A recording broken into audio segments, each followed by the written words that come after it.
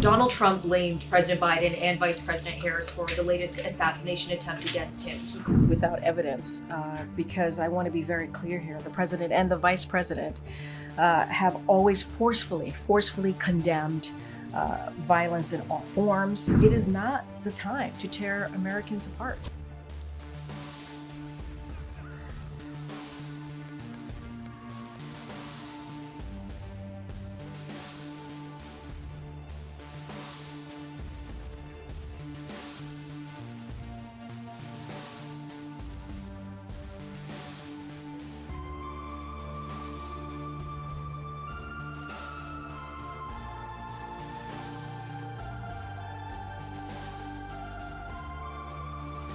Without evidence, because I want to be very clear here. The president and the vice president have always forcefully condemned violence in all forms. It is not the time to tear Americans apart.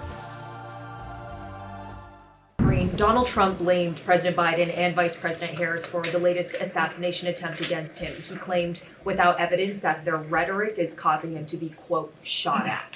How is the White House responding to those comments? Well, I love that you added without evidence, because I want to be very clear here. The president and the vice president have always forcefully condemned violence in all forms, including political violence, and we certainly have never encouraged any violence in any way. If anything, this is a president and a vice president has been pretty forceful about that, when it comes to differences in issues and policies, we believe that there should be a conversation. There was a debate just last week, right? There should be a conversation and back and forth about that, a healthy conversation. And it's crucial that we do that. And the president has also said, when it comes to, violent rhetoric, we got to bring the temperature down. You heard that directly from this president. And it is not the time to tear Americans apart. We cannot do that or divide our country. The president and the vice president is always going to call that out. But they have been very clear, very forceful on condemning any form of political violence. So do the president and vice president believe that the kind of language that Trump used in those comments I just said are contributing to the tension and divisiveness you just talked about? It is, look, we're going to be really clear, we've always have been.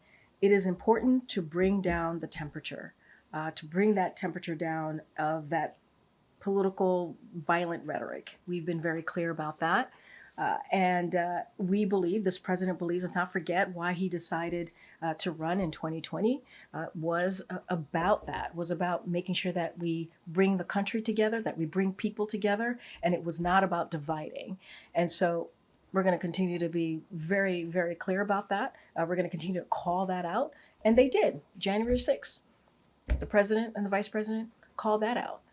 When Paul Pelosi was attacked because of political rhetoric, violent rhetoric, we called that out.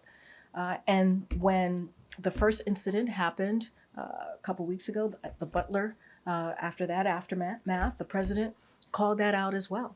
And so he's very consistent. He thinks both sides should be very clear about that. It's not just the president or the vice president.